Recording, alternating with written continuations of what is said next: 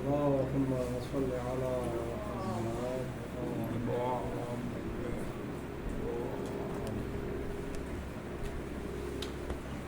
بسم الله الرحمن الرحيم. أعوذ بالله من الشيطان الرجيم. بسم الله الرحمن الرحيم. الحمد لله رب العالمين، والصلاة والسلام على سيد الأنبياء والمرسلين، خاتم النبيين، جد الحسن والحسين، أبي القاسم مصطفى محمد.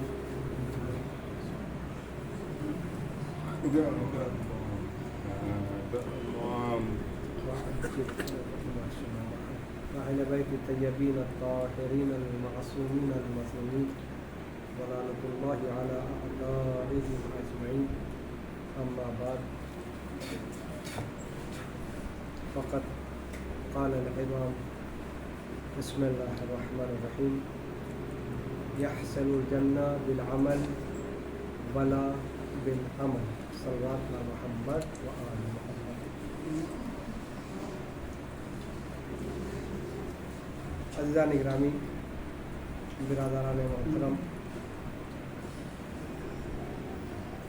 تمام بیماروں کی شفایابی کے لیے،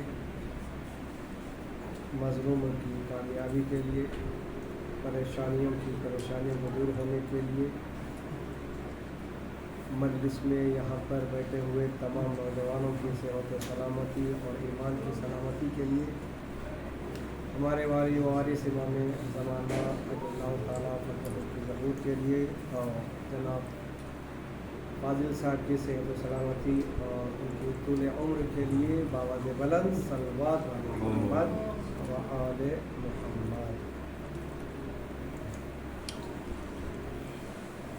یہ مجلس منعقد ہے مناسبت شہادت جناب بسران مسلم کے نام سے. جناب مسلم ابن عقیل ابن علی طالب کے بچوں کے نام سے، جن کا نام، ایک کا نام محمد تھا اور دوسرے کا نام ابراہیم. انشاءاللہ جس حدیث کی میں نے تلاوت کا شرف کیا، انشاءاللہ کچھ لمحوں کے بعد اس کی شرح اور اس کے معارضات آپ لوگوں کے اذہان عاری تک پہنچائیں گے. جناب مسلم کے 4 بیٹے تھے. جناب مسلم کے 4 بیٹے تھے. 2 بیٹے کربلا کے میدان میں امام حسین کے اوپر شہید ہوئے، اور 2 بیٹے کوفے میں حارث ملعون کے ہاتھوں سے شہید ہوئے.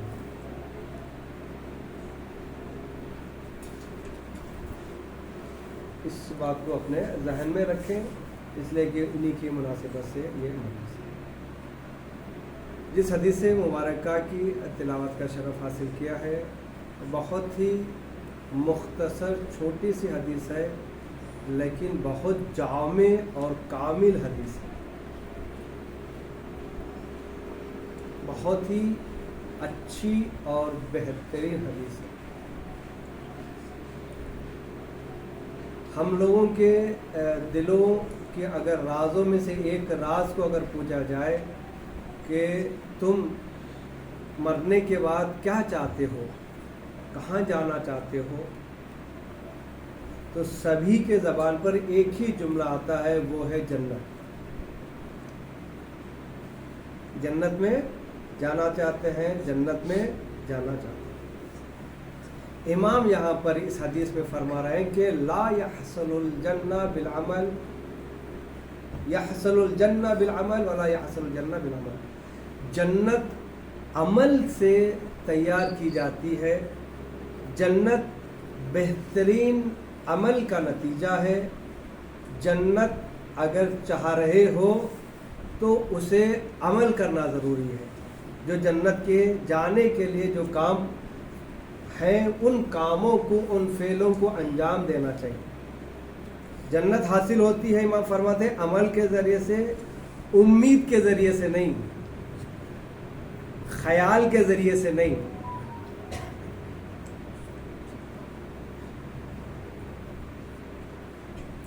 ہم اگر برے کام کر رہے ہیں لیکن خیال میں ہے کہ ہم جنت پہ چلے جائیں گے، ناممکن ہے۔ جنت میں جانے کے لیے سب سے پہلی چیز جو ضروری ہے وہ ہے محب اہل بیت کا ہونا، اپنے دل میں اہل بیت کی محبت کو ہمیشہ ہمیشہ قائم اور دائم رکھنا،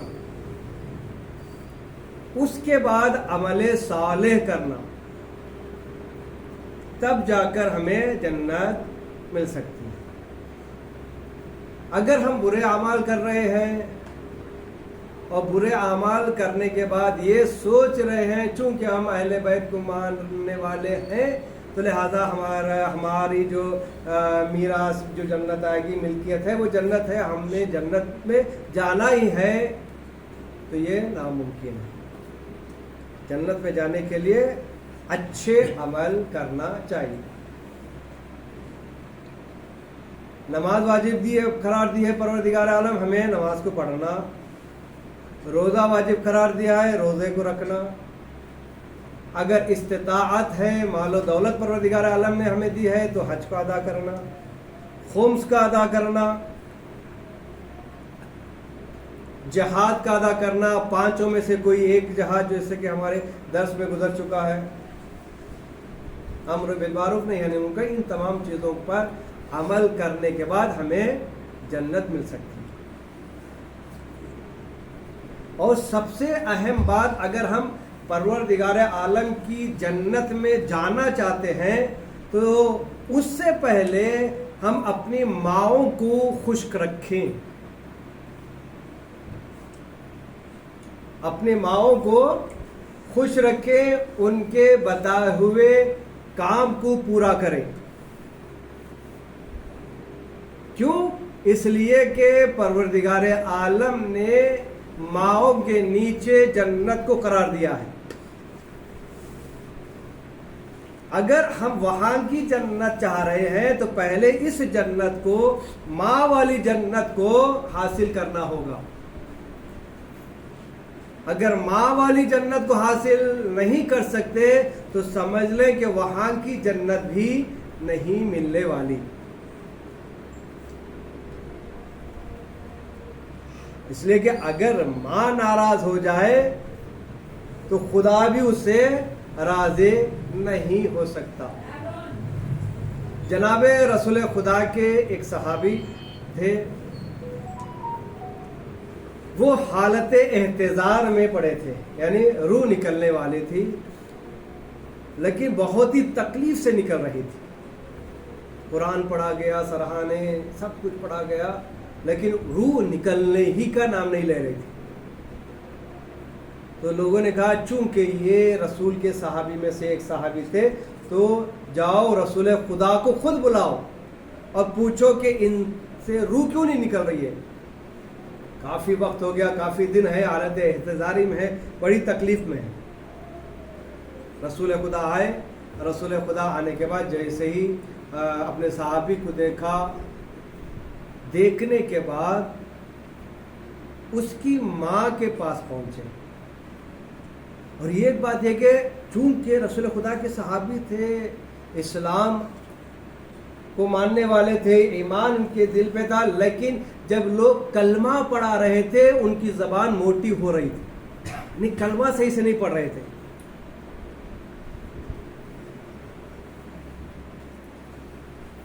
جب رسول خدا نے یہ حالت دیکھی، سب سے پہلے پوچھا اس کی ماں زندہ ہے یا نہیں؟ تو لوگوں نے کہا اس کی ماں زندہ ہے، وہ ضعیف ہو چکی ہے۔ تو رسول خدا اس کی ماں کو بلا بھیجے، ماں قریب آئی اور ماں سے رسول خدا نے کہا کیا تم اپنے بیٹے سے ناراض ہو، کسی بات سے خفا ہو، یا کوئی ایسا گناہ کر دیا ہے جسے تو نے نہیں بخشا ہو؟ تو اس کی ماں نے کہا ہاں میں اس سے ناراض ہوں۔ تو رسول خدا نے کہا کہ اس وقت جو تمہارے بیٹے کی حالت ہو رہی ہے روح کے نکلنے میں تکلیف ہو رہی ہے، اس کی زبان سے کلمہ نہیں ادا ہو رہا ہے، یہ ان سب وجہ جو ہے یہ آپ کی ناراضگی کی وجہ سے ہے۔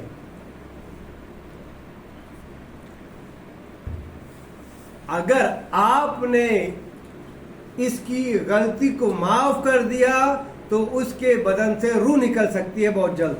اگر ناراض نہیں، اگر راضی نہیں ہوئی، معاف نہیں کیا تو بہت اس کی کیا حالت ہوگی میں بتا نہیں سکتا۔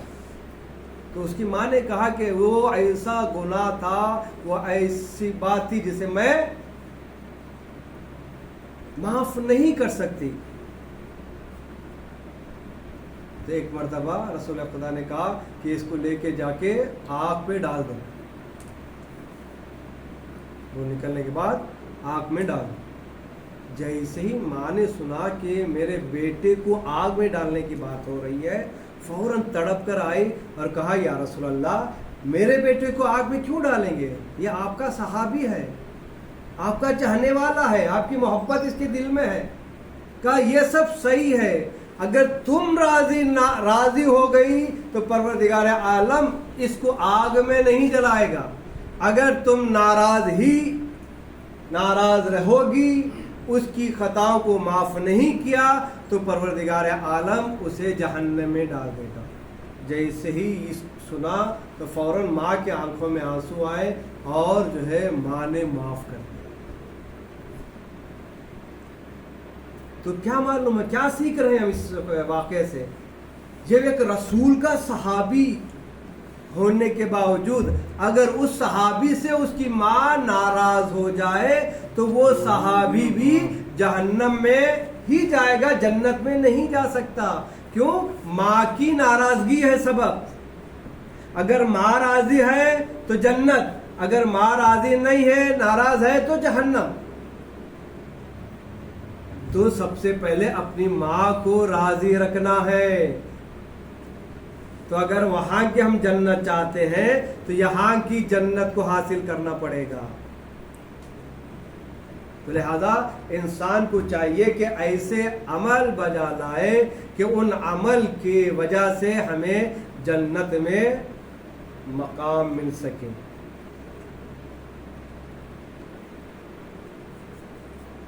تو ایک مرتبہ جناب امام رضا علیہ السلام کے پاس آیا اور امام رضا علیہ السلام نے ایک حدیث بیان کی، بہت بہترین حدیث ہے، اس کو لے کر جائیں۔ امام فرماتے ہیں اپنے صحابی سے کہ سنو، 7 چیزوں کے بغیر ایک مذاق ہے، مذاق بن کے رہ جائے گی۔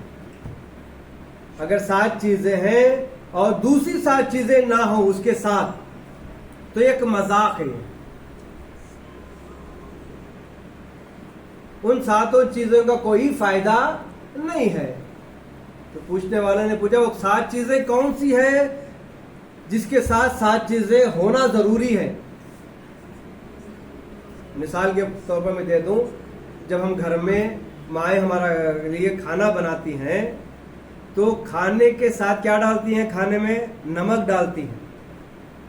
جب تک نمک نہیں پڑے تو کھانا بے سواد ہو جاتا ہے، ذائقہ دار نہیں ہوتا ہے، اس کو مجبوراً پھینکنا پڑتا ہے۔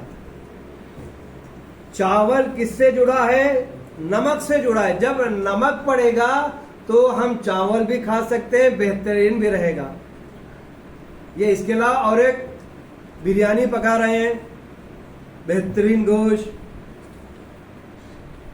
اور اصلی گھی سے پکا رہے ہیں، کاجو، منقع، بادام سب اس میں ڈال رہے ہیں، اور ڈالنے کے بعد جو ہے باورچی نے جو ہے نمک ڈالنا بھول گیا تو کیا ہوگا؟ سب کا سب۔ تو اسی طریقے سے امام فرماتے ہیں کہ 7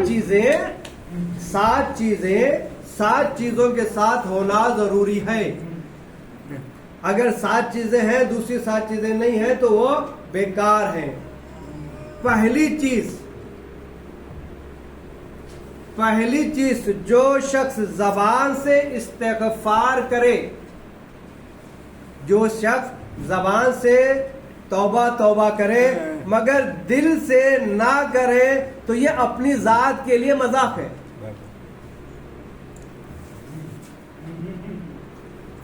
جو شخص پہلی چیز جو شخص زبان سے صرف اور صرف استغفر اللہ لیکن دل میں کوئی ملال نہیں ہے تو وہ شخص مذاق ہے. وہ چیز یعنی استغفار بھی ہمارے لیے مذاق ہے. نمبر 2 جو خدا سے توفیق کا سوال کرے نہیں توفیق عطا کر اور اس توفیق کے سوال کے ساتھ وہ کوشش نہیں کر رہا ہے.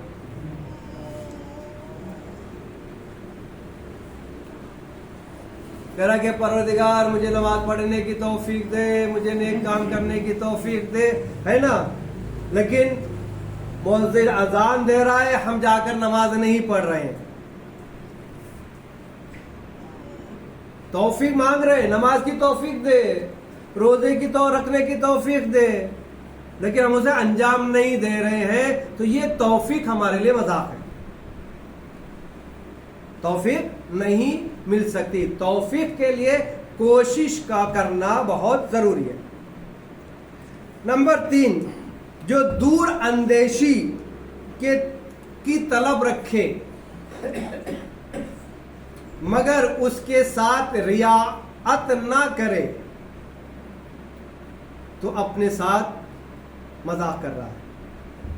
ہم نے دور اندیشی یعنی مستقبل میں ہم یہ کر دیں گے, مستقبل میں وہ کر دیں گے, وہ وہاں پہ جو ہے اچھی چیزیں کریں گے, گھر بنائیں گے, یہ جو ہے توفیقات ہے. دور اندیشی ہماری فکر ہے لیکن ہم اس کے رعایت نہیں کر رہے ہیں تو یہ بھی مذاق ہے. نمبر 4 جو خدا سے جنت کا سوال کرے مگر مصیبتوں پر صبر نہ کرے تو وہ مذاق ہے. مثلاً کیا ہمارے پروردگار جنت دے دے, اگر پروردگار عالم نے تھوڑی سی مصیبت ہمیں ڈال دی, کچھ بیماری دے دی, یا خدا نہ خواستہ ہمارے گھر میں کسی بیٹے کا بچے کا انتقال ہو گیا تو سب سے پہلے ہم کیا کرتے, صبر نہیں کرتے, اللہ کے اوپر مذاق الزام لگاتے, پروردگار میرا بچہ ہی کیوں چھینا. یہاں تک کہ ایسے کلمات اپنی زبان سے ادا کرتے ہیں کہ وہ بول نہیں سکتے. ایک اعتبار سے شرک ہو جائے گا. یا جنت کا تو سوال کرتے ہیں لیکن جنت والے کام نہیں کرتے. جب جنت والے کام نہیں کریں گے تو جنت بھی نہیں ملے گی. تو یہ مذاق ہے نا اللہ سے کہ اللہ جنت دے دے, جنت پہ بھیج دے, جنت پہ بھیج دے. نہیں, جنت اگر ہے تو محنت کرنی ہے. ایک مثال آپ کے سامنے کہ دسترخوان بچھا ہوا ہے, سامنے پلیٹ ہے, پلیٹ کے اوپر جو ہے کھانا رکھا ہوا ہے, ہمیں بھوک بھی لگ رہی ہے. ہم صرف اور صرف زبان سے کہیں کھانا آ جا, کھانا منہ میں آ جا, کھانا منہ میں آ جا, بھوک چلی جا, بھوک چلی جا, تو ہماری بھوک جائے گی. تو کیا ہوگا, پہلے ہاتھوں سے محنت کرنی پڑے گی, ہاتھوں سے لقمہ اٹھا کے منہ میں ڈالنا پڑے گا, پھر چبانا پڑے گا, پھر اندر جائے گی. تو جب ہم کھانا بغیر محنت کے نہیں کھا سکتے تو جنت بغیر محنت کے کہاں سے ملے گی. تو چوتھا جو ہے جنت کا سوال کرے مگر صبر شدائد پر صبر نہ کریں تو وہ ہمارے لیے مذاق ہے. 5واں خدا کی پناہ مانگے جہنم سے. خدا کی پناہ مانگے, پروردگار مجھے جہنم میں نہ ڈال, میرے اعمال کی وجہ سے مجھے جہنم میں نہ ڈال, مگر خواہشات دنیا کو نہ چھوڑے.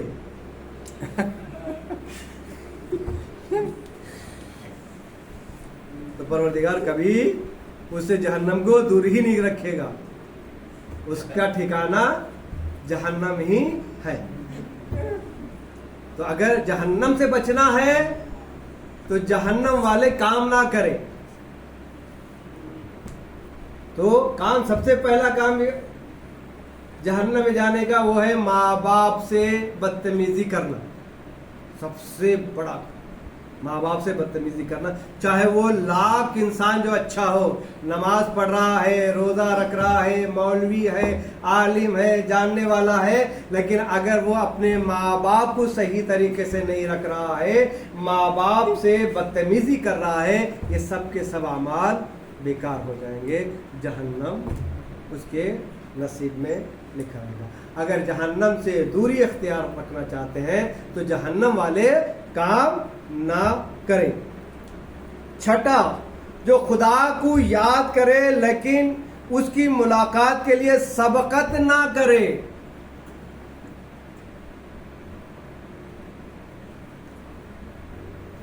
یعنی کیا؟ فتمنوا الموت ان کنتم صادقین. سورہ جمعہ میں پروردگار عالم ارشاد فرما رہا ہے وہی انسان موت کی تمنا کرے گا جو سچا ہے. یعنی اللہ سے ملاقات کرنا چاہ رہا ہے کہ اللہ میں بلا لو جب وقت آ رہا تو پیچھے نہیں, میں ابھی نہیں مرتا, میں 100 سال کے بعد مروں گا. لیکن اس کی ملاقات کے لیے سبقت نہیں کر رہے, تو یہ جو ہے بیکار ہے. یعنی مثال میں بتا دوں کہ جو انسان جس سے زیادہ محبت کرتا ہے تو اس کی بات زیادہ وہ مانتا ہے.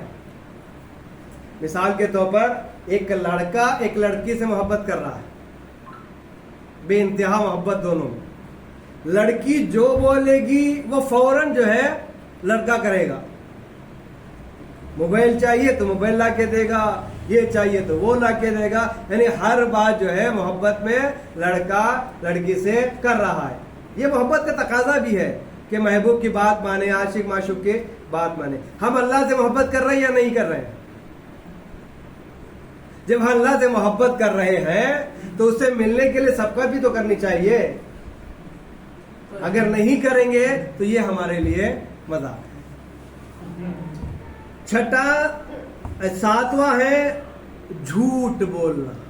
پروردگار عالم ذکر, پروردگار مجھے سچا انسان بنا دے, میری زبان میں تاثیر دے دے, میری زبان میں اثر دے دے, لیکن جو ہے تاثیر والا کام نہیں کر رہا ہے, اثر والا کام نہیں کر رہا ہے, جھوٹ پہ جھوٹ بول رہا ہے, تو اس کی زبان میں اثر نہیں رہے گا. تو یہ بھی جو ہے ہمارے لیے مذاق ہے. تو یہ 7 چیزوں پر اگر انسان اس دنیا میں عمل کر لے اور ایک انسان کے ساتھ یہ 7 اور 7 چیزیں اکٹھا ہو جائے تو اس کی زندگی یہاں بھی آباد ہے اور وہاں بھی آباد ہے. تو لہٰذا کوشش کرنی چاہیے کہ ان 7 چیزوں کے ساتھ 7 چیزیں انسان کے ساتھ رہیں, تب جا کر ہمیں یہاں بھی نور ملے گا اور قبر میں بھی ہمارے نور ہی نور رہے گا. تو وہ ان کے لیے سب سے بہترین چیز ان ساتوں کے ساتھ ساتھ جو ہے اہل بیت کی محبت دل میں ہونی چاہیے. اور آج ہم اس مقام پر مجلس بپا کر کے یہی بتانا چاہ رہے ہیں کہ ہم اہل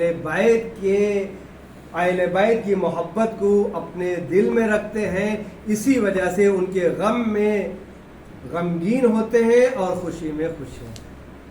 تو آج جس 2 شہزادوں کی شہادت کا دن ہے,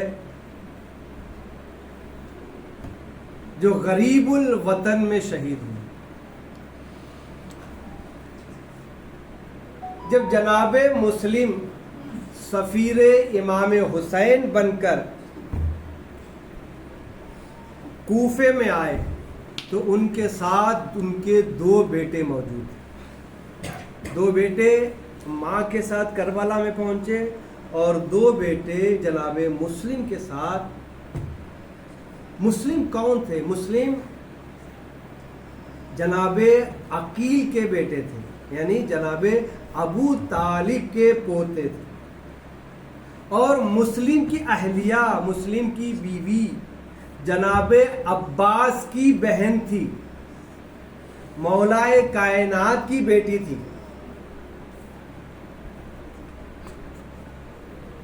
جب جناب مسلم آئے سفیر حسین بن کر، ایک وقت وہ آیا کہ مغربین کی مغرب کی اذان دی، نماز مغرب کے لیے مصلی پر کھڑے ہوئے، تاریخ میں ملتا ہے کہ جناب مسلم کے ہاتھوں پر 18,000 کوفیوں نے بیعت کی تھی۔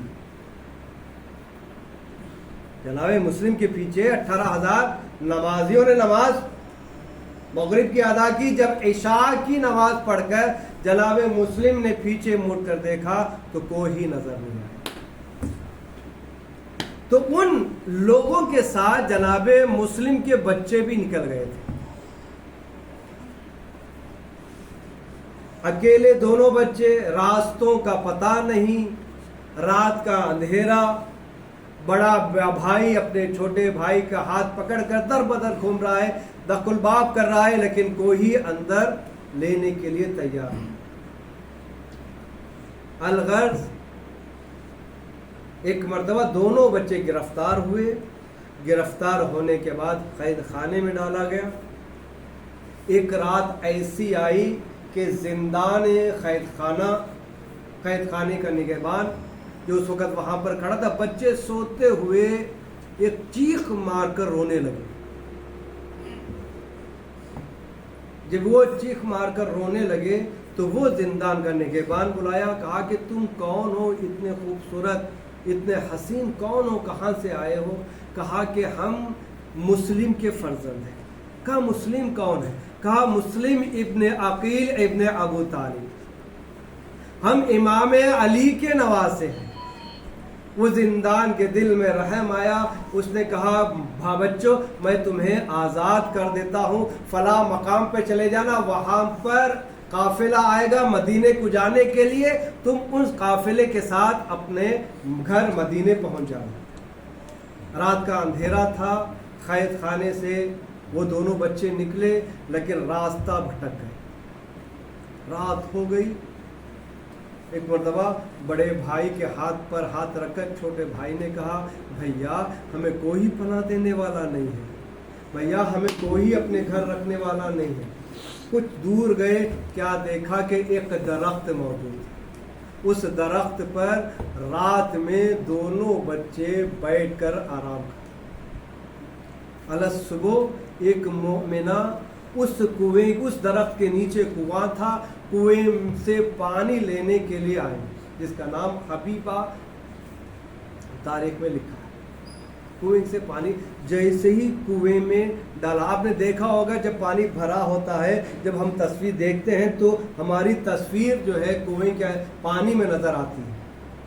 تو اس معظمہ نے جیسے ہی اپنا کنویں میں پانی نکالنا چاہا تو دیکھا کہ دو حسین بچوں کی صورتیں نظر آئی۔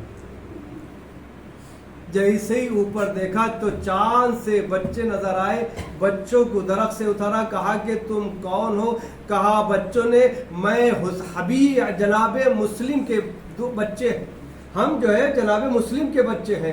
تو ایک مرتبہ کہا کہ مسلم کون ہے؟ کہا ہمارے نانا کا نام جناب مولا کائنات ہے اور ہمارے دادا کا نام عقیل ابن ابی طالب ہے۔ وہ مومنہ اہل بیت سے محبت کرتی تھی، اپنے دونوں بچوں کو اپنے گلے سے لگایا، کہا میرا گھر یہیں پہ ہے، چلو آرام کر لو۔ ایک مرتبہ دونوں بچے سکون کا سانس لیتے ہوئے معظمہ کے گھر آئے۔ گھر آنے کے بعد رات کا اندھیرا چھا گیا۔ اللہ اکبر! اس معظمہ کا شوہر حارث ملعون تھا، جو ابن زیاد کے دربار میں کام کیا کرتا تھا اور اہل بیت کا دشمن تھا۔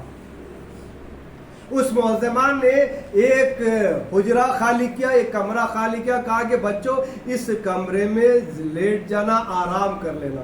ایک مرتبہ رات کا اندھیرا ہوا، اس معظمہ کا ظالم شوہر حارث घर पर आया, थका हुआ था। एक मर्तबा मुअज्जिमा ने पूछा आज आने में देर कर दी, आखिर क्या वजह है? तो उस मलून ने कहा कि मुस्लिम के 2 बच्चे कैद खाने से बाहर चले गए हैं, कैद खाने से भाग गए हैं। इब्ने ज़ियाद ने हुक्म दिया जो इन 2 बच्चों को पकड़ कर मेरे सामने लाएगा मैं उसे इनाम और इकराम दूंगा। मैं उन्हीं दोनों बच्चों को ढूंढने में लगा था कि कहीं मुझे मिल जाए ताकि मैं इनाम का मुस्तहक हो जाऊं, लेकिन वो बच्चे नहीं मिले। एक मर्तबा वो आया और आने के बाद सो गया। रात का एक पहर गुजरा, या सुबह होने ही वाली थी कि उस हुजरे से रोने की आवाज आई जिस हुजरे में फर्जंदान मुस्लिम सो रहे थे। एक मर्तबा छोटे भाई ने रोना शुरू किया तो बड़ा भाई जाग गया। कहा भैया क्यों रो रहे हो? तो एक मर्तबा दोनों ने कहा अभी कुछ देर पहले मेरे ख्वाब में नाना रसूल खुदा आए हुए थे, मेरे ख्वाब में मौला इमाम अली आए हुए थे, नाना अली आए हुए थे, दादा अकील अबू तालिब आए हुए थे। कह रहे थे गए बच्चों कुछ ही वक्त बाद तुम मेरे पास आ जाओगे। अल्लाह अकबर। ये कहते हुए दोनों ने आपस में गले लग कर रोना शुरू कर दिया। रोने की आवाज हारिस मलून तक पहुंची। जैसे ही मलून ने इस आवाज को सुना फौरन उठा, अपनी ज़ौजा से कहा कि रोने की आवाज कहां से आ रही है? तो ज़ौजा ने कहा कि हो सकता है कि बाहर किसी कोई बच्चा रो रहा हो। कहा नहीं, मैं अपने घर में रोने की आवाज सुन रहा हूँ, हो सही है यही कमरा है जहां से मुझे आवाज आ रही है। एक मर्तबा वो मलून उठा और उस हुजरे की तरफ बढ़ा और दरवाजे को खोला। क्या देखा कि 2 नन्हे बच्चे हैं। एक मर्तबा कहा तुम कौन हो? बच्चों ने कहा हम मुस्लिम के फर्जंद हैं। जैसे ही उस मलून ने सुना कि मुस्लिम के फर्जंद तो मेरे घर में है, एक मर्तबा वो आगे बढ़ा, अपने हाथों से उन छोटे छोटे बच्चों के सरों के बालों को पकड़ कर खींचा और खींचने के बाद बाहर आया। आने के बाद बड़े भाई को आगे क्या कत्ल करना चाहा। छोटे भाई ने रोका पहले मुझे कत्ल करो, मैं छोटा हूँ। उसके बाद छोटे भाई को कत्ल करना चाहा, बड़ा आगे आया, कहा नहीं बड़े भाई के होते हुए छोटा भाई कत्ल नहीं हो सकता। एक मर्तबा उस मलून ने ऐसी तलवार मारी कि दोनों भाइयों के साथ तन से जुदा हो गए। अल्लाह अकबर। उस भाइयों के लाशे को फरात पर दरिया में डाला। जैसे ही बड़ा भाई पहले दरिया में पहुंचा, दूसरे भाई का लाशा आखिर में पहुंचा। दोनों ने अपने गले भर लिए। अल्लाह अकबर। जज़ाकुमुल्लाहु खैर जज़ा। खुदा आपको कोई गम न दे सिवाय मज़लूम के। मैं कहूँगा फर्जंदान मुस्लिम, यकीनन आपकी शहादत गरीबुल ग़ुरबा मुसाफिरत में हुई, लेकिन जरा करबला में आए। आप ही का भाई अली असगर 3 रोज का भूखा प्यासा, मुलाकात से 3 शोभा तीर और अली असगर का मासूम गला। अलानतुल्लाहि अला कौमिल ज़ालिमीन सयअलमुल ज़लीम। परवरदिगार तुझे वास्ता मोहम्मद वाले मोहम्मद का, परवरदिगार तुझे वास्ता का, परवरदिगार तुझे वास्ता चादा मासूमीन अलैहिस्सलाम का, परवरदिगार हमारे तमाम परेशानियों को दूर फरमा। परवरदिगार जो मोमिन बीमारियों में शफ़ा कामिला व आजिला अता फरमा। परवरदिगार जो मोमिन मक़रूज़ हैं उनके कर्ज़ को